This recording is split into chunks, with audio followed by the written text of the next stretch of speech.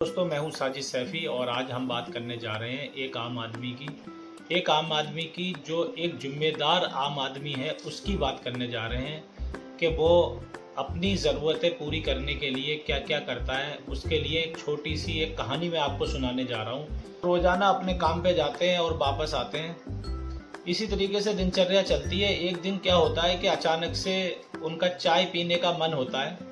शाम का समय होता है, बस से उतरते हैं, काम से आते हैं तो एक मन हुआ कि भाई आज हम चाय पी ली जाए। जब वो चाय पीने के लिए गए तो चाय वाले से पूछा कि भाई चाय कितने रुपए की है, तो चाय वाला कह देता है कि भाई चाय जो है 30 रुपए की है। कोई बात नहीं, चाय पीने के लिए उन्होंने अपनी जेब में हाथ डाला और जेब में हाथ डालने के बाद 30 रुपए निकाले। 30 रुपए निकालने के बाद थोड़ी देर उन 30 रुपए की तरफ को देखा, चाय वाले की तरफ देखा, उसके बाद वापस थोड़े देर दिमाग लगाया कि ये 30 रुपए की चाय पीना जरूरी है या ये 30 रुपए किसी और काम आ सकते हैं। ये बात बिल्कुल सच्ची है, बहुत ध्यान से सुनना। 30 रुपए की तरफ देखने के बाद वो वापस 30 रुपए जेब में रखे। जेब में रखने के बाद चुपचाप थके हारे अपने घर आ गए। घर आने के बाद अपने बीवी बच्चों से मिले और मिलने के बाद जो है वो 30 रुपए उठाए और चुपचाप एक गुल्लक में जमा कर दिए।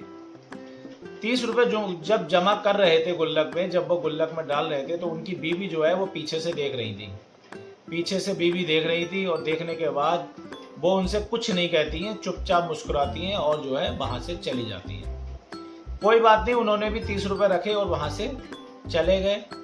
रोजाना की तरह अगले दिन फिर काम पे गए और जाने के बाद फिर वहां से दोबारा रूटीन। अब उनके ये दिमाग में आ गया था कि आज से हमें चाय नहीं पीनी है, ये छोटे से पैसे की बचत करनी है। और उनके दिमाग में क्या चल रहा था ये तो वही जाने।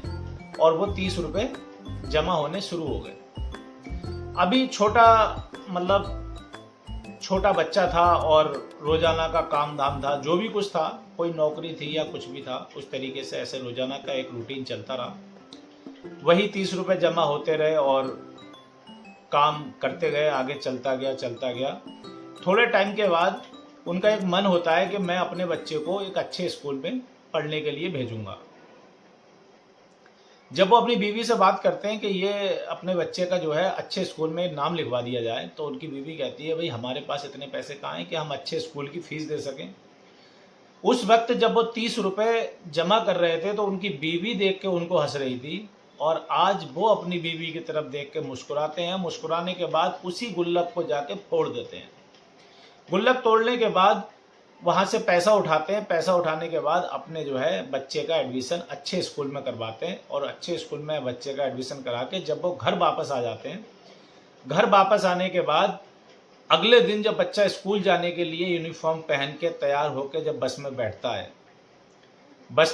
है तो जब बच्चा बस में बैठ के स्कूल के लिए चल दिया, तब अपनी बीवी की तरफ मुस्कुरा के कहते हैं कि देखो आज मैंने ना तो किसी से उधार लिया है और ना ही मैंने किसी के आगे हाथ फैलाया है, और आज मेरा जो एक सपना था कि मैं अपने बच्चे को अच्छे स्कूल में पढ़ाऊं, आज मेरा बच्चा अच्छे स्कूल में पढ़ने चला गया।